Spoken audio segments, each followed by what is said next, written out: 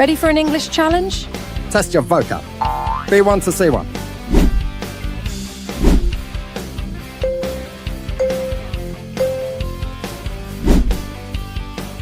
Ready for a quick English challenge from Talk About the Talk? Hello everyone. It's Anna and Paul back with today's vocab quiz. We've got 15 words for you, ranging from B1 all the way up to C1 level. See the word, pick the meaning, then hear the answer and how we use it. That's right. And remember our challenge? No 12 out of 15? Your English is excellent. Ready to test yourself? Let's go. Okay, the first word is manage. Does it mean A, to lead a horse, B, to be in charge of or succeed in doing something, or C, to buy groceries? Right then. The correct answer is B, to be in charge of or succeed in doing something. Let's hear how that sounds in a typical workplace chat. So, Anna? Paul, can you manage to finish this report by 3 p.m? Yes, Anna. I think I can manage that, but it will be tight. Nice one. Okay, ready for the next word? Number 2 is task. Is it A, a large elephant's tooth? B, a piece of work to be done? Or C, a type of tea?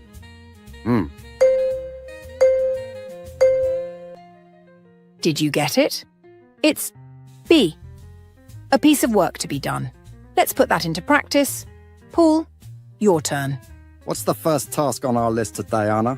The most important task is to reply to all the client emails. Simple when you know how. Moving on. Word number 3, efficient, meaning A, working well without wasting time or energy, B, very old, or C, extremely happy.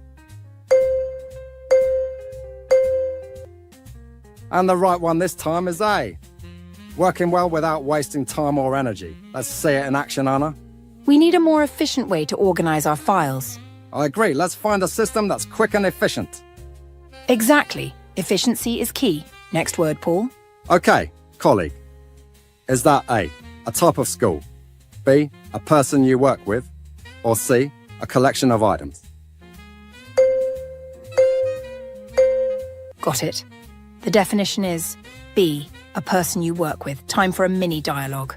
Paul? Anna, have you met our new colleague in the design department? Not yet, Paul, but I look forward to meeting my new colleague. Perfect. Last one now for the B1 level. And it's meeting.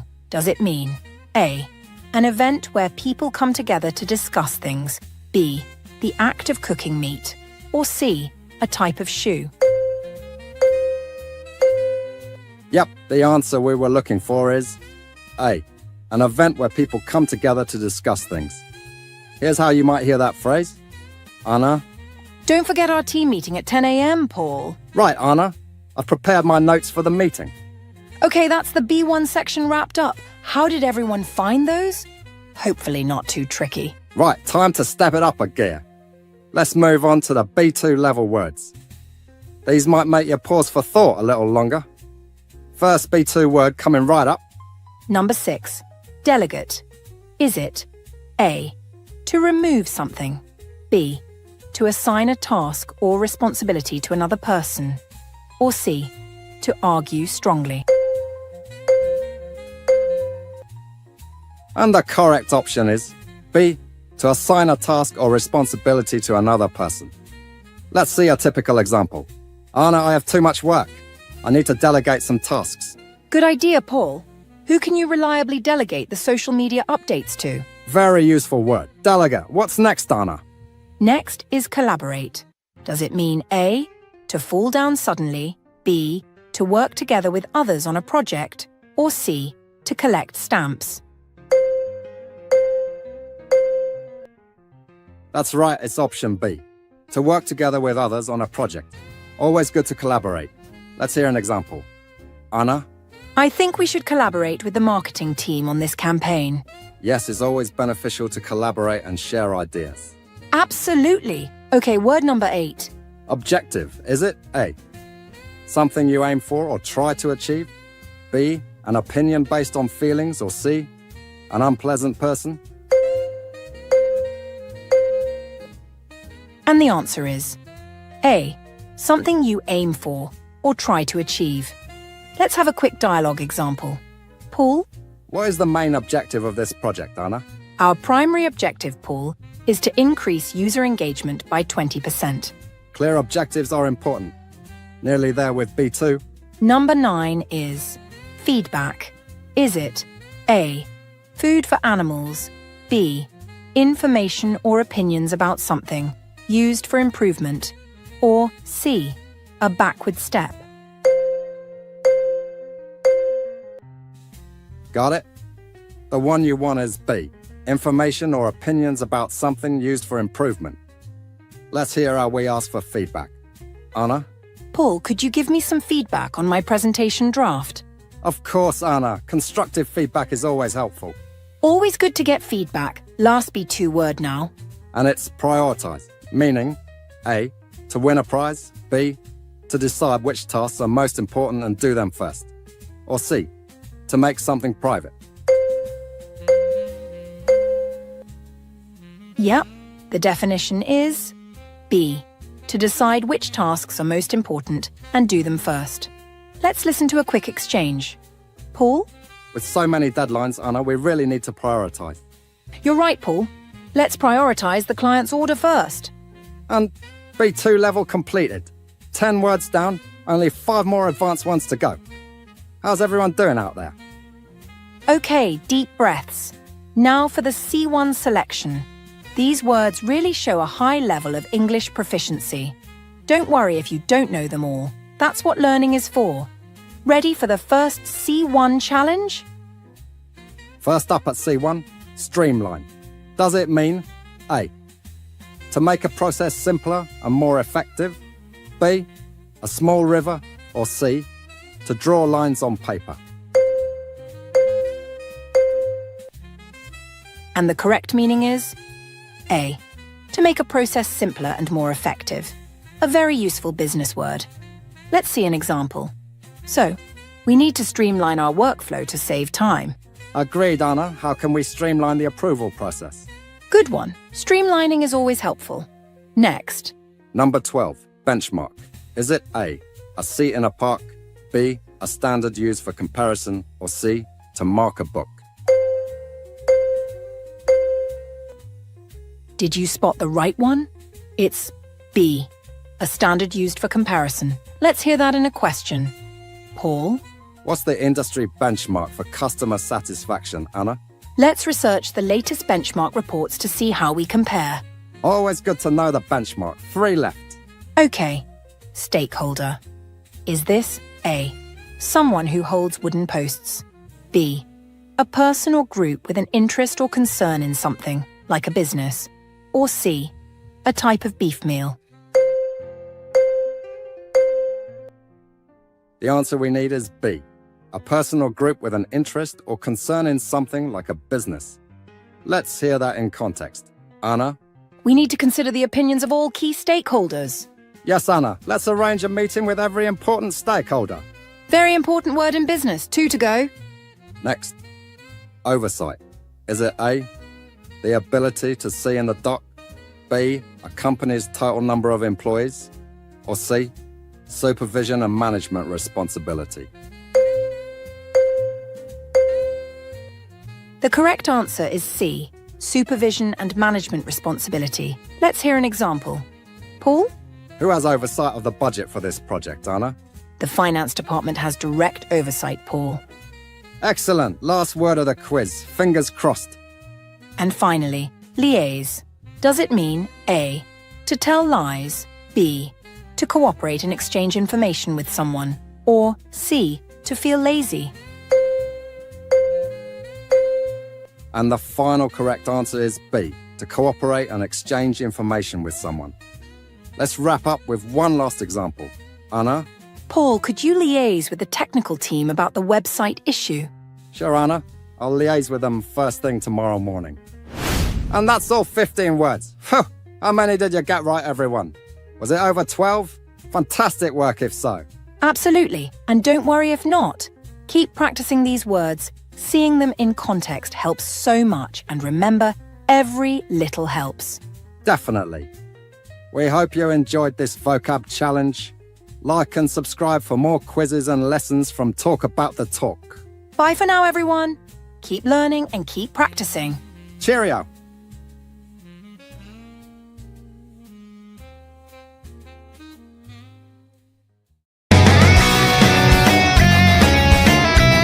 Fred's speeches always take off like wildfire. Paul said that he'd ended up reciting pizza menus in actual Italian, which shows an unplanned final outcome.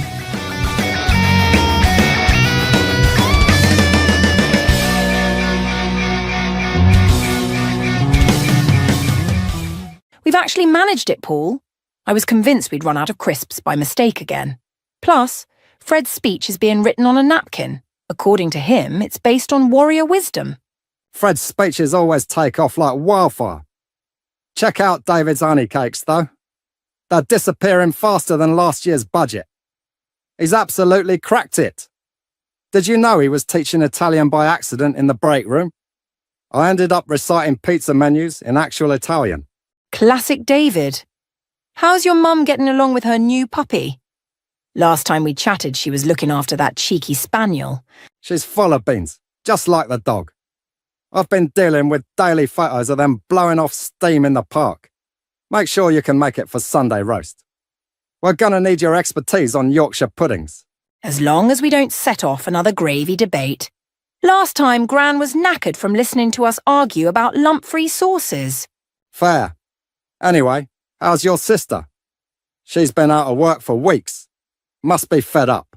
Actually, she's taking part in a bakery course. In advance, I warned her not to give up. Now she's loaded with orders. We're all in the same boat, though. I've been putting off my tax forms for months. Tell me about it. I'm dealing with Fred's Viking Metrics spreadsheet. It's cost a fortune in coffee just to carry on. By the way, fancy hanging out Friday? Let's go with the flow. Cinema, curry, no faffing. Sounds mint. Looking forward to it. Just don't order the Vindaloo on purpose again. My stomach's still recovering. Deal. Oh, check out Fred's throne. It's been over an hour and he's still explaining Brand Valhalla to the interns. He's just blowing off steam. According to HR, he was done in after that client call yesterday.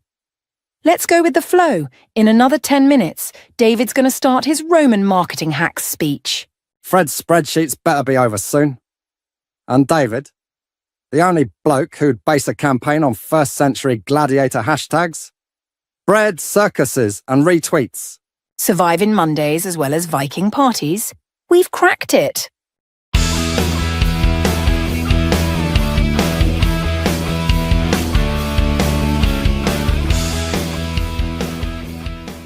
Hi everyone. Welcome to the very first episode of Talk About the Talk, the Melody Minds language podcast, where we break down expressions from everyday scenes and help you master real-life English. I'm Anna, and here's Paul. Hello everyone. Today we're dissecting our chat from Frank's party. Frank's party? Who's Frank? Blimey, Paul. We've been practicing this podcast for a week. You've really mucked it up now, haven't you? And you, our lovely audience, got the bug? More like lost the plot. Right. Fred's party. Frank? No clue who that is. Must have been a proper brain fart. That lively night when we used loads of British idioms and expressions. If you follow along, you'll soon be able to use these phrases naturally in your own conversations. Let's start with one of the basics, run out of.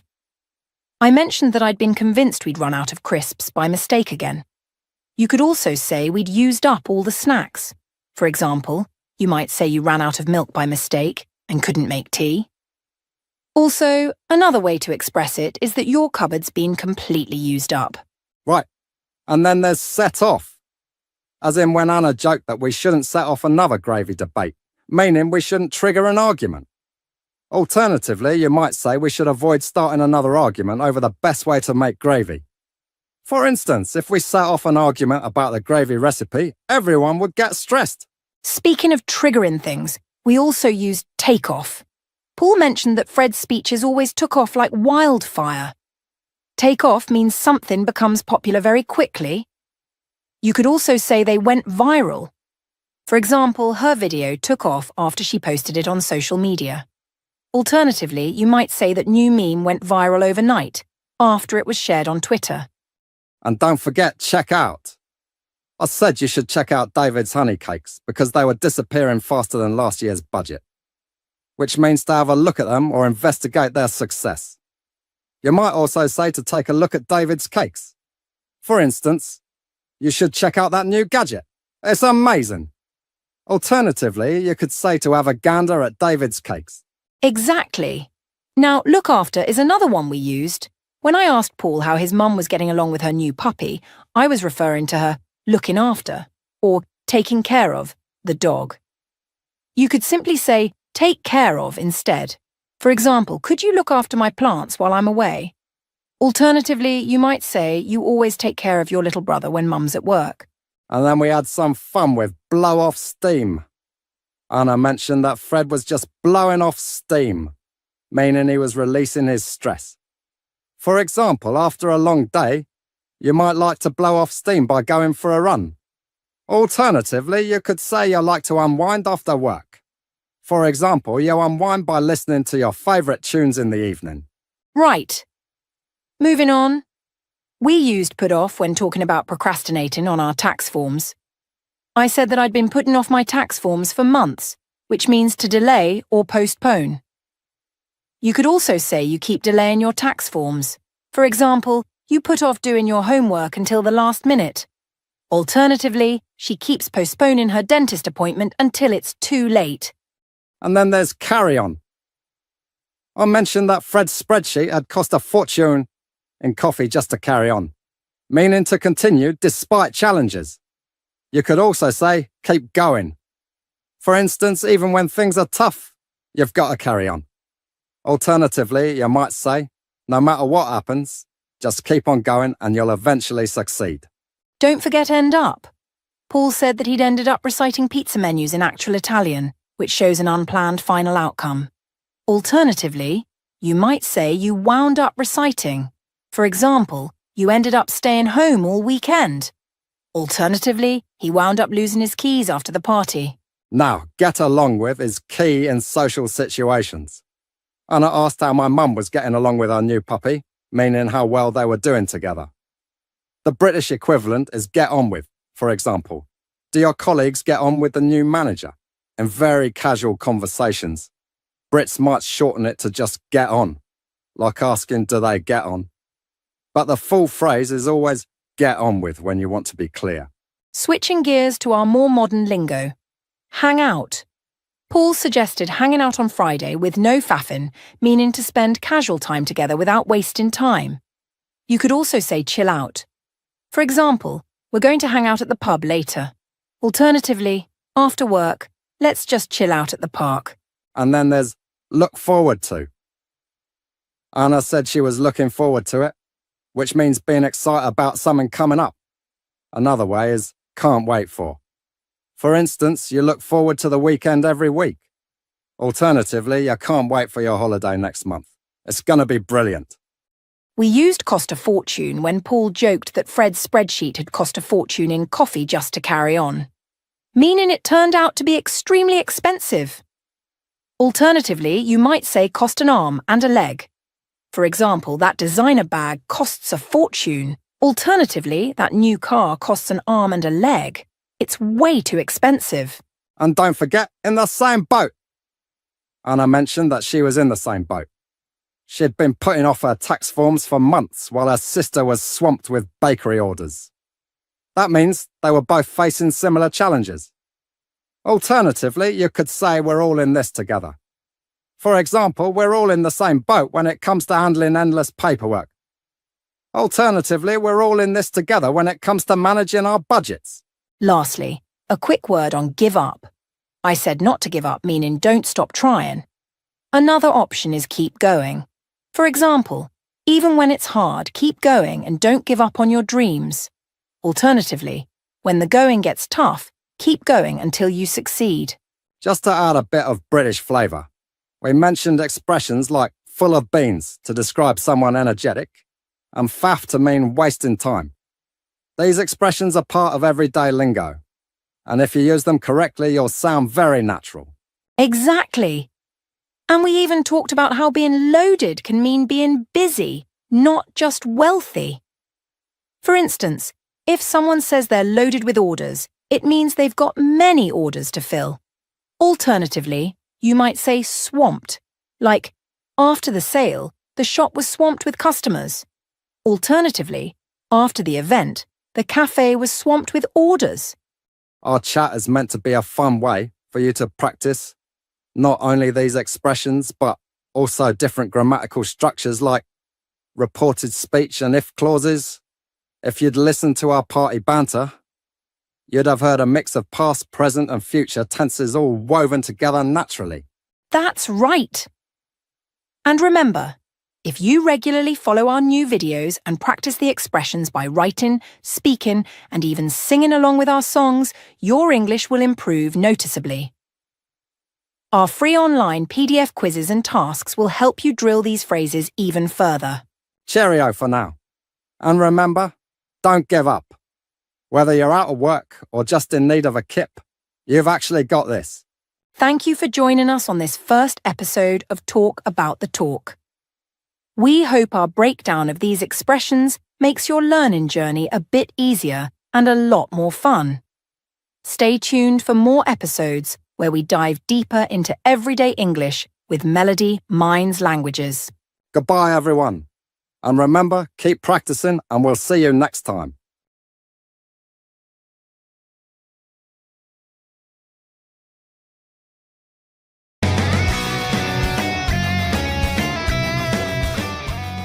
I'm just trying to keep morale up.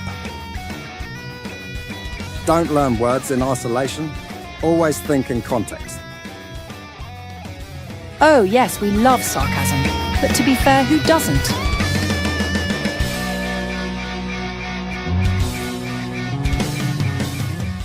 All right, Fred. Happy birthday, mate. Still allowed to call it a party after HR slashed the celebration budget by 30%. Heard you nearly had a meltdown, plus the interns still haven't recovered from the devastating news. Haha. All right. Don't blame me. Between Dave's gladiator campaign obsession and your mum's daily puppy spam, I'm just trying to keep morale up. However, how was your weekend? Still arguing with Anna about gravy? Went abroad to Barcelona with Anna. By mistake, we ended up in this karaoke bar. So she belted out popular songs out loud, badly.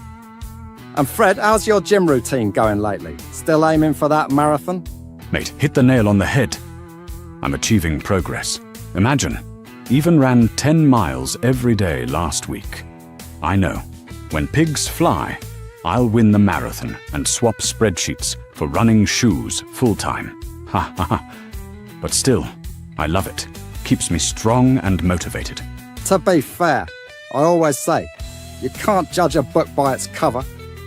I mean, nobody could imagine you as a marathon runner. And still, look at you. However, speaking of company matters, I try to act like I accept HR's decisions, but this time, blaming you for the campaign delay, it's a joke. I found out the CEO's already twisted the numbers to save face. Yep, it's ridiculous. I know, Anna was cut up about it too. She hasn't gotten used to this kind of cruelty from the CEO yet. Either way, I'll beat them at their own game. Don't worry. I've already reported this to the union.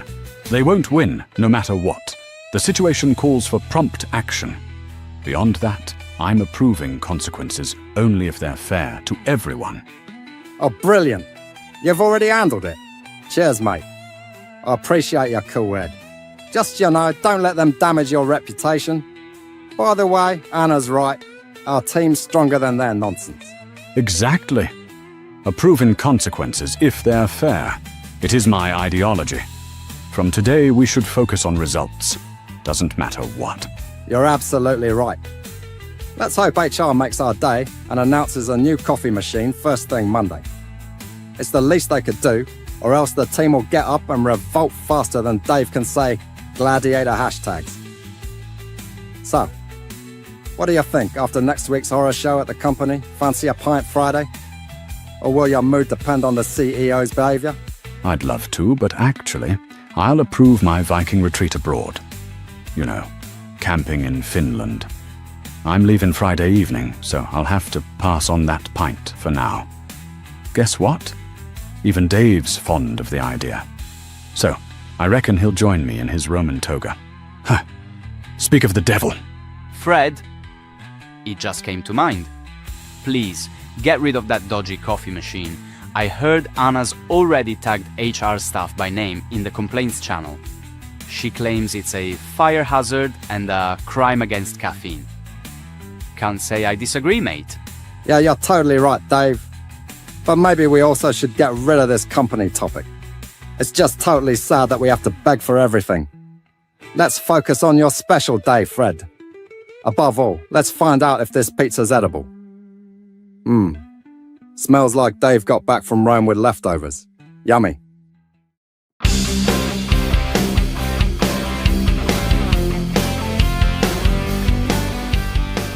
Hi everyone.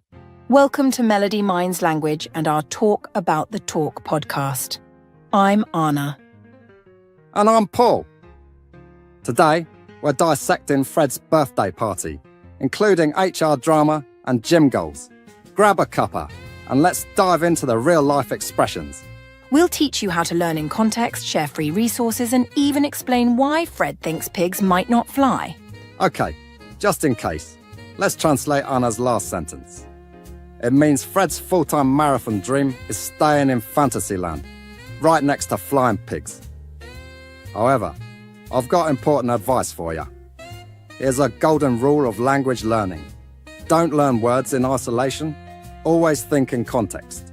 For instance, think of when Fred mentioned that HR slashed the celebration budget. Slashed means to cut something drastically. But you'll want to pair it with words like budget, prices, or jobs to sound natural. Think of slash costs in a supermarket or slash staff at a workplace. Exactly. Learn phrases like keep morale up or campaign delay as complete chunks. Your brain remembers stories, not random words. And I promise we'll lend a hand to support you throughout your learning journey. And you'll remember them forever. Just stay consistent. Listen to and watch English content every day. And make sure to practice whenever you can. Do this and your progress will be remarkable very soon. Okay, my friends, let's jump in. Now let's tackle devastating news. When Fred said HR slashed the budget, that was devastating news, meaning extremely upsetting or shocking information. You could also say soul-crushing or heartbreaking for serious or not-so-serious incidents. For example, I heard soul-crushing news lately. Alternatively, you might say, it's heartbreaking news when your flight gets cancelled last minute. Up next, trying to keep morale up. Fred used this to mean maintaining team spirit or motivation. Let me see the synonyms. So, here are boost spirits or keep everyone upbeat. For example, additional benefits and perks keep everyone upbeat. Or playing music at work boosts spirits during busy seasons. Now let's talk about obsession, but not the creepy kind. Fred's gym routine isn't unhealthy, but many Brits do have harmless obsessions. Tea for one, the average Brit drinks 876 cups a year. Fascinating. Or queuing will form orderly lines for anything, even at parties. Interesting, right? Yeah, amusing facts. However, remember how we ended up at that karaoke bar in Barcelona? Ended up means arriving somewhere unexpectedly. Classic British example. We meant to visit the tape but ended up down the pub all day. Now, Fred's aiming for that marathon, meaning he's dead set on that goal.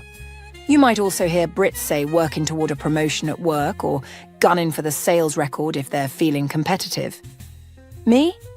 I'm just shooting for walking 5 miles daily. Baby steps, yeah?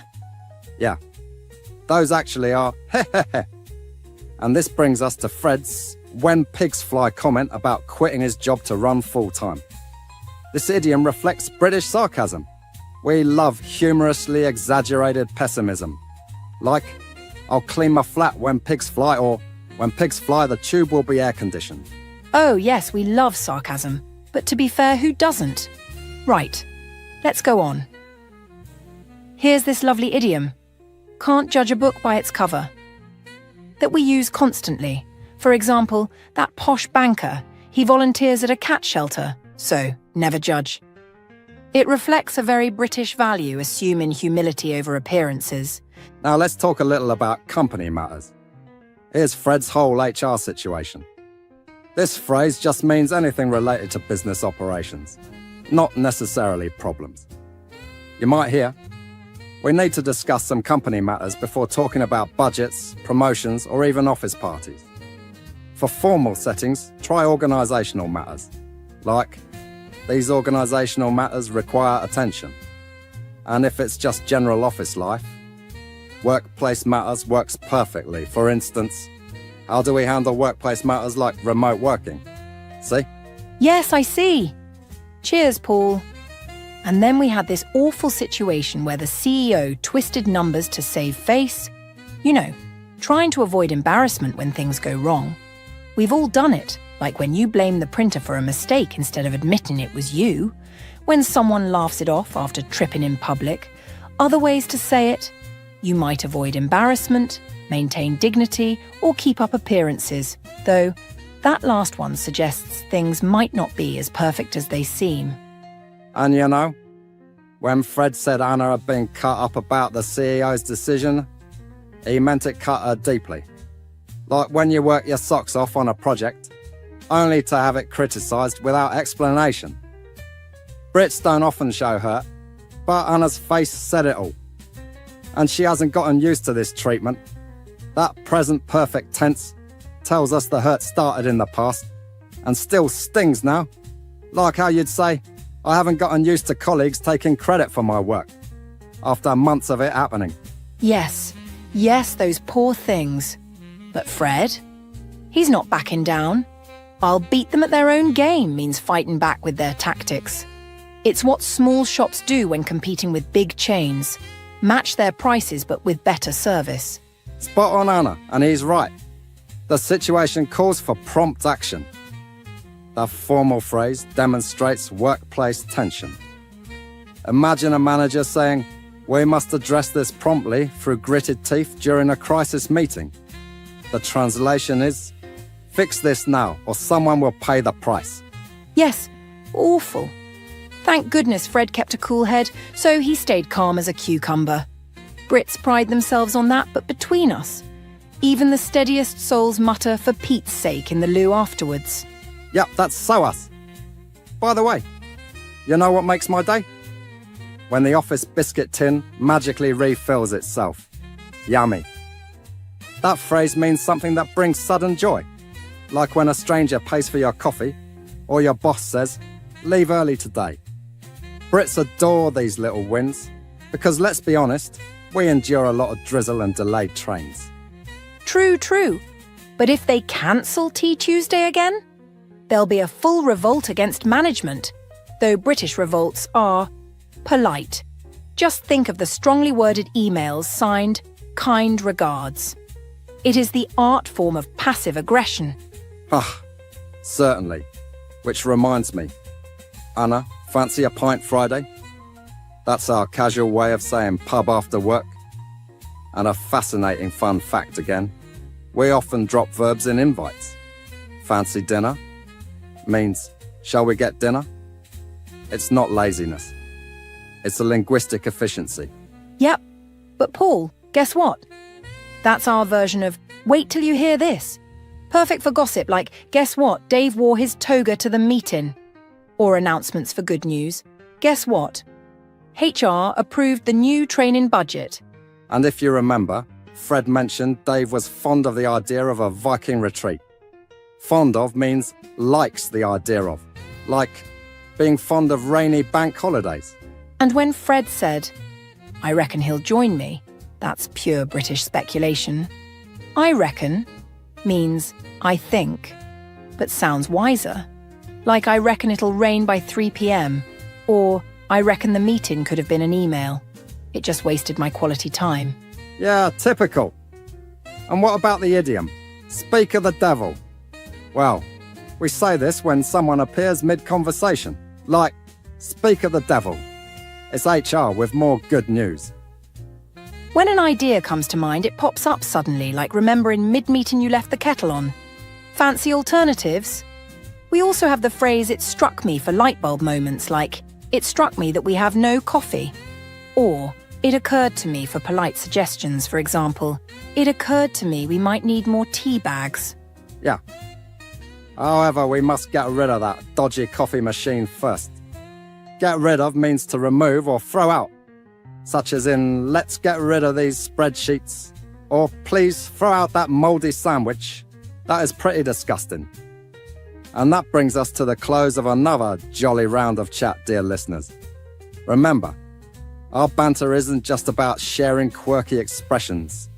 It's about blending grammar with life's little adventures, from casual banter to deep conversation.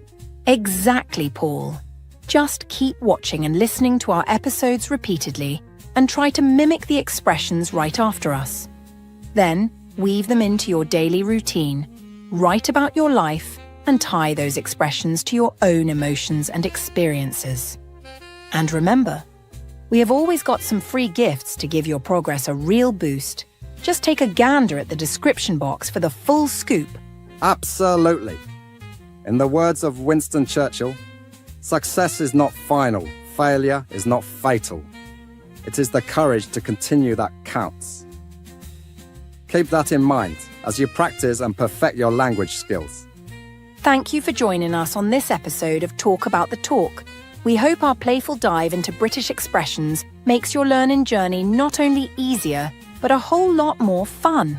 Goodbye for now, everyone. Stay curious, keep practicing, and we'll see you next time with more spirited conversation. Cheerio, and remember, every little step brings you closer to fluency.